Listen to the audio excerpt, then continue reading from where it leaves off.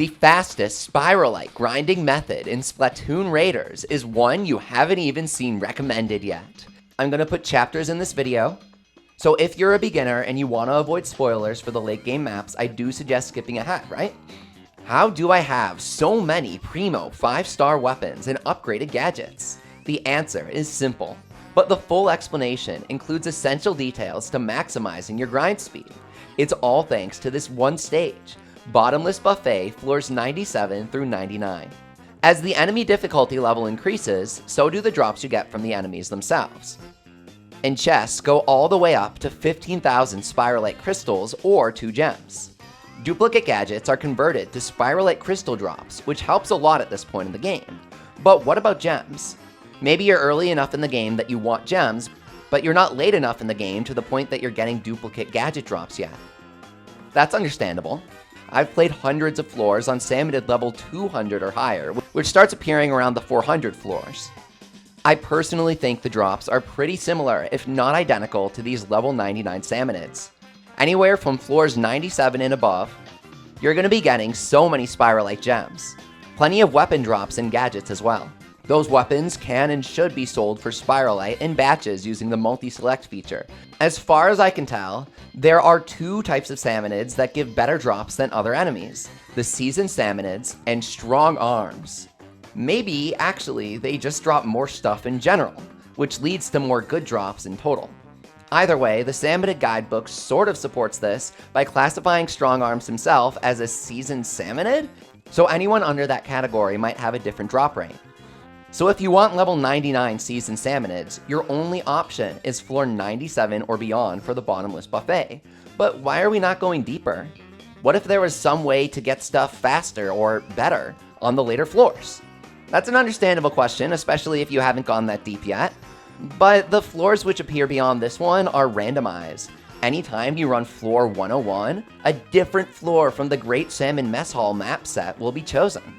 By playing the only static level 99 stage, you speed up your grind because you know where every boss Salmonid will be at the start of the stage. Go for the Scrapper, go for the Stinger, go for the Smoker and the Drizzler, and you'll be fine, right?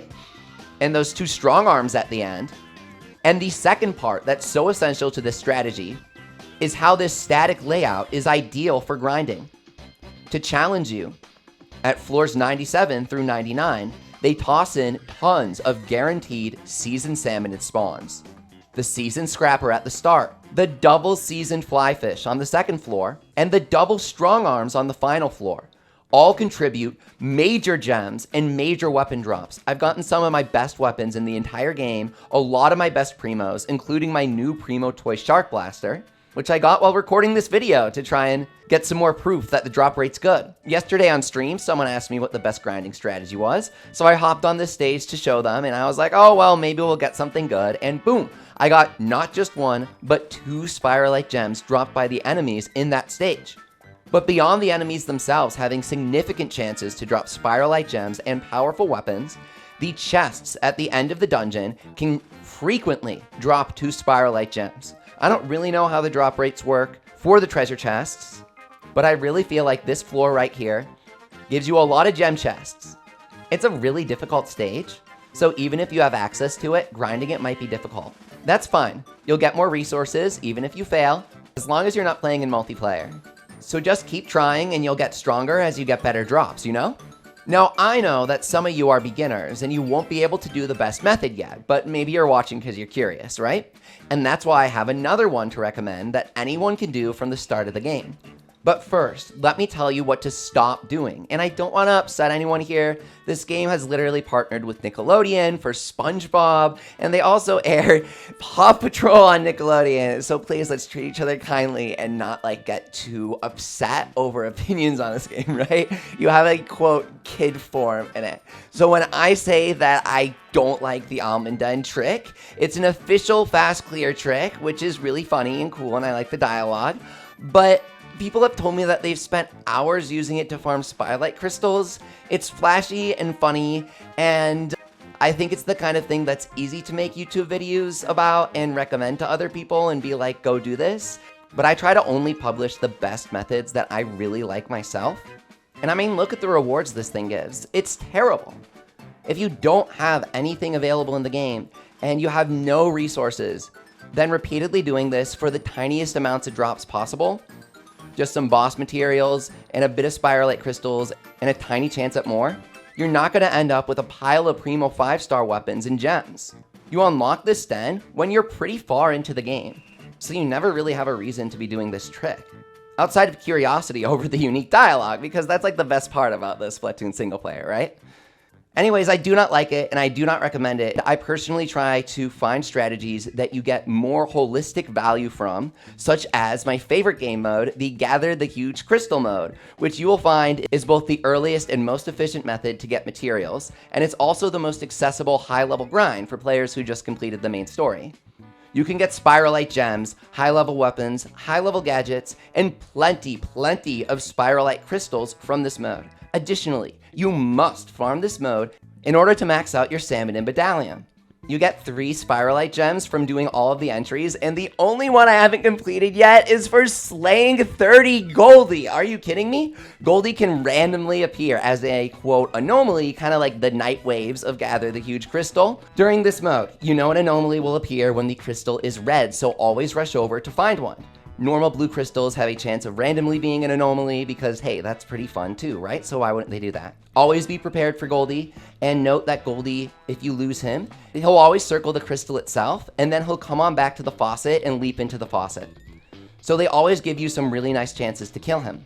All you gotta do in this mode is slay as many Salmonids as possible as they endlessly spawn, and if you manage to make a Goldie appear, then he can give you hundreds if not thousands of Spiralite Crystals, depending on the difficulty level of the stage itself. You claim a few hundred Spiralite Crystals and some gadget upgrades every time you clear a camp of Salmonids, which takes less than a minute. You're spending 30 seconds or more per round on that almond den trick, just stuck in loading screens and looking at that treasure chest animation. Whenever I make guides for games, I try to recommend strategies that minimize loading screen time and maximize your time playing the game and getting drops. So this huge crystal mode is really appealing to me because you don't even have to do the little 5-second floor transition like the dungeons. You just hop between island to island to island and you mash that crystal button. You unlock the first Gather the Crystal stage like 3 stages into the game at level 5. I gotta say this first level is already pretty good, but it's more of an introductory area for the game where you can experiment around the stage and it feels like a general Splatoon level, right? It's difficult to grind repeatedly with this layout, or at least for me, it's just kind of, I don't know, exhausting. For an early game crystal stage, I absolutely love the Lava Cavern one. It's already pretty good. The layout is open, with the super fun geysers shooting you across the stage for extra speed and easy camp accessibility. In general, higher level Salmonids give better drops, so try to play on spicy difficulty if you can. However, I've gotten a lot of comments asking me about the stage Bagel Beach, and here's what I had to say about it. It's my favorite stage too. When I needed to upgrade my butane blaster to get through the Bottomless buffet, I replayed Bagel Beach on Super Spicy for a few hours last week, and it seems like we're all in agreement, at least in this community.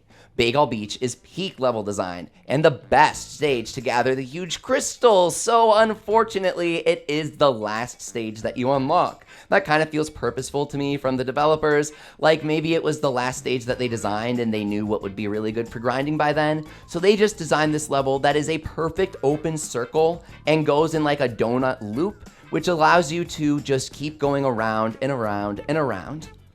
And that really speeds up your time. For reference, my fastest time for Bagel Beach is 2 minutes and 47 seconds. I'm actually really proud of this, okay? I got it while working on this video using this Toy Shark Blaster build that I created. Basically, you gotta grab any weapon with the amazing Ferment Explosion skill, use Speed Tank and take Dash Bomb with the Damage Surge and Dash Distance Up skills to let you speed through the stage. And of course, tying it all together is the Torque Screw Fan, which I really love. I think it's one of the best gadgets in the game. Give it Reel 'em in, Ferment, and Horizontal Area Up to explode entire camps instantly using your weapon's Ferment Explosion. Place your fan in the center of the camps where all the Salmonids are gathering. Just note I did do a PSA about how the Torque Screw Fan cancels out the concentrated attack skill while you have it out. It doesn't matter which weapon you're using, so just make sure you don't have that skill on and you're fine. Because this strategy here is all about maximizing your fan usage, you know? Now for relic skills, a brief spoiler warning. Skip like 30 seconds ahead in the chapters here if you don't want to see any relic spoilers. There will be like a small relic spoiler. Preferably, you'll be taking Speed Tank, Power Tank, Movement Speed Up, Movement Gadget Cooldown, and Flight Gadget Cooldown as your crossover gadget from Tactical. Do not bother picking up any weapon or gadget drops, because Deep Cut will always grab everything for you, even if you die and get sent back to base. The moment all of the enemies are dead, don't bother waiting for the UI to say anything, just mash the over here button to call over Shiver and mine the crystal. You can also use Fry, just don't use Big Man. Big Man is sort of a crutch special. He has a fantastic place in the game as helping beginners get their bearings with a really nice save me invincibility card to play whenever you need it, but naturally he doesn't deal very good damage as a result, and he also is the only special to literally disable your main weapon for as long as it takes for you to respawn from a death. So really, I don't like Big Man. I might do a separate video about this. Please don't kill me for it. Anyways, to mow through these stages, maximize your special usage, maybe even use that showstopper charging relic, because you can use your special almost every single camp because you're getting so many mega power eggs, and it's the mega power eggs that really charge your special. To clear the camps as quickly as possible, don't use the auto fan placement unless you really know what you're doing. Place the fan specifically in the center of the camps where all of the enemies are going to gather. Once you play the stage enough, you might be able to speed things up by using the auto placement. I think it's pretty fine to use once you understand where you're placing the fan manually. I really do like the guaranteed season enemy spawns on this level when you're playing on Super Spicy. There's one at almost every camp, and they really do seem to do good things for me. This is the fastest way to farm exclusively Spiralite Crystals if you're just trying to get them, and it's really fun to do in multiplayer too because you can sort of split up and do it faster that way. Enemies on Super Spicy level 80 have a small chance to drop a Spiralite Gem, but it's not nearly as high as the chance at level 99 or above in the Bottomless buffet. The buffet dungeons also give chests with a high chance to award 2 Spiralite Gems. You will eventually run out of gems no matter what you do, so I recommend alternating between Huge Crystal and Buffet depending on your mood, even if you think you only need crystals for now. Don't forget to subscribe.